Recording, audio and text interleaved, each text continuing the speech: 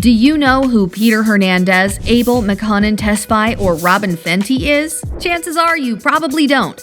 That's because your favorite singer's real names aren't what you've been led to believe.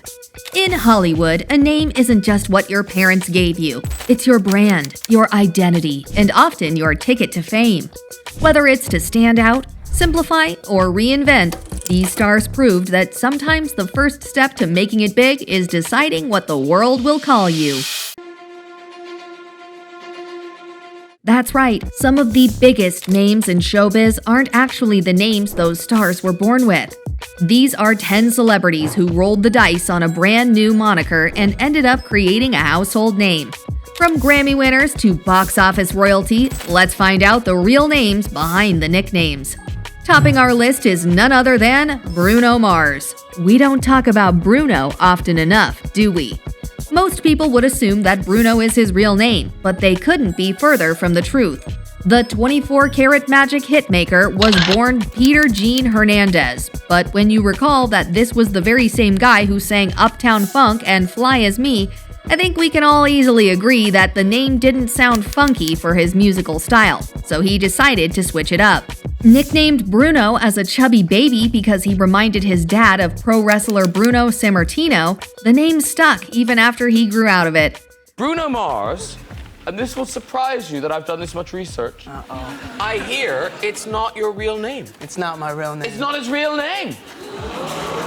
When he finally launched his career in music, he decided to add Mars to it because when you're half as handsome as Bruno Mars, too many girls think you're way out of this world. Up next is none other than The Weeknd. Be honest, you've once guessed that The Weeknd isn't his real name. Not to worry, it's not Wednesday either. It's Abel McConan Tesfaye. Abel Tesfaye's music is known for being moody and undeniably catchy, especially if we decide to start name-dropping bangers like Blinding Lights.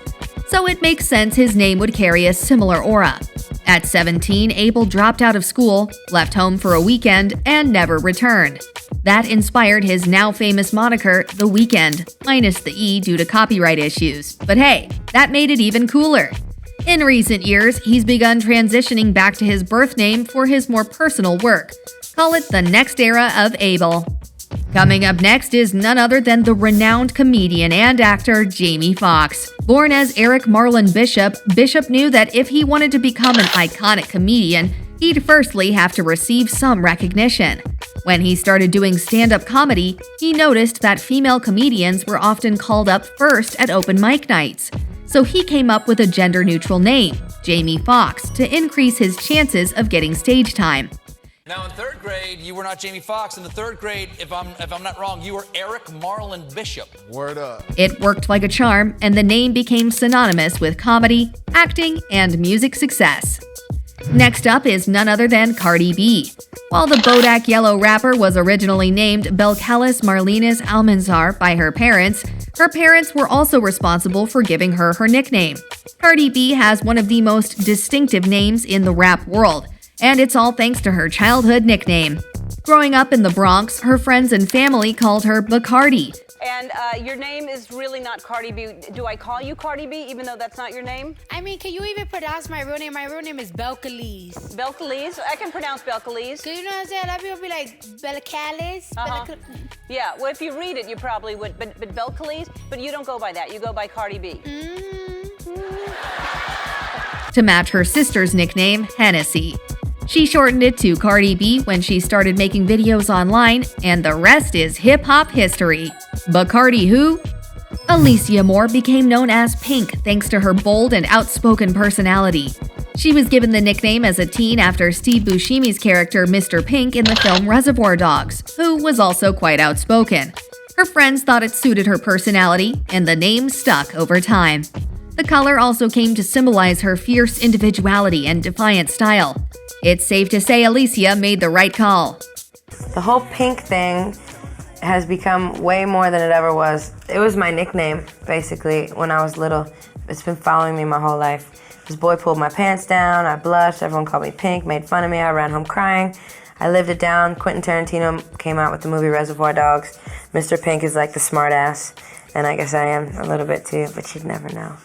This very next celebrity's name would probably come as a shock to you. What if I told you that Lana Del Rey's real name is Elizabeth Woolridge Grant? Shocking, right? I know! Before she became the queen of cinematic sadness and retro glamour, Elizabeth Grant was performing under names like Lizzie Grant and even Sparkle Jump Rope Queen. Wait, are you for real? Yes, I am. But even Lana knew that none of these stage names felt quite right. Inspired by Miami glamour and vintage Americana, she created the name Lana Del Rey to sound exotic and timeless. Sister and I were spending a lot of time in Miami, and we have a lot of friends there from Cuba, and we were going out at night. And this was for a while, and I knew that I wanted a name that sounded sort of exotic and reminded me of like the seaside on the Floridian coast, and Lana Del Rey sounded beautiful. The name change worked, and Lizzie became a cultural icon. Up next is Robin Rihanna Fenty, who isn't exactly using a stage name. While fans know her as Rihanna, her friends and family still call her by her first name, Robin. The singer chose to go by her middle name professionally, believing it sounded more distinctive. And she was right. From music to makeup to fashion, the name Rihanna has become its own billion-dollar brand. Coming in next is none other than Lady Gaga, whose birth name is Stephanie Joanne Angelina Germanata. Her stage name is straight out of pop music folklore. Back when she was working with her then-boyfriend and producer Rob Fusari, I didn't name myself Gaga. You didn't? No. How did you get the name? My producer, Rob Fusari, who did Beautiful Dirty Rich on the record, he said I was very theatrical when I performed. Yeah. So he would say, "You're so Gaga." And one day I said, "You mean like the Queen record?" And he goes, "Yeah. You're like Freddie Mercury."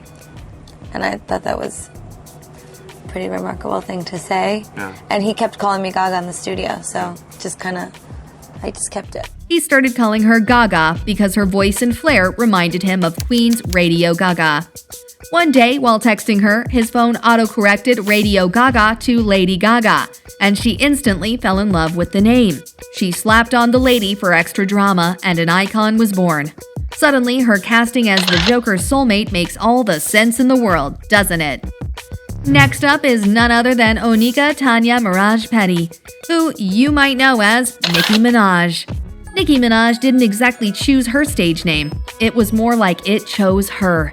In her early career, her manager suggested changing her last name to something punchier. My name is Onika Mirage, and the person that I was originally working with, he just thought it was going to be cute and catchy to call it Minaj, and Nicki was just, my nickname when I was little. Though she initially didn't want to go along with it, Minaj became the perfect match for her edgy alter egos and rapid-fire rhymes. These days, her fans know her by many names, but Nicki reigns supreme. And last but not least is Ludacris. Before he was dominating the rap game and starring in the Fast and Furious franchise, Christopher Brian Bridges was a radio DJ in Atlanta, known as Chris Lova Lova. The man sure knows how to come up with names, doesn't he? After starting his musical career, he adopted the name Ludacris, which was basically a play on the word ludicrous and a nod to the wild, larger-than-life persona he was creating.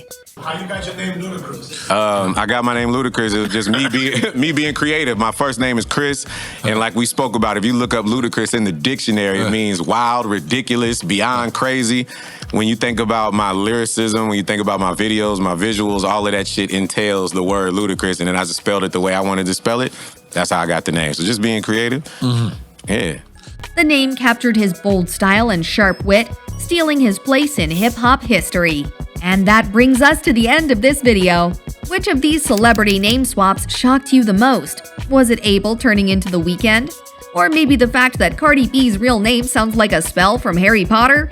Let us know in the comments. Be sure to smash that like button, share with a friend who still thinks Lana Del Rey is Elizabeth's actual name, and don't forget to subscribe because we've got way more engaging content coming your way. Until next time, stay curious and stay fabulous.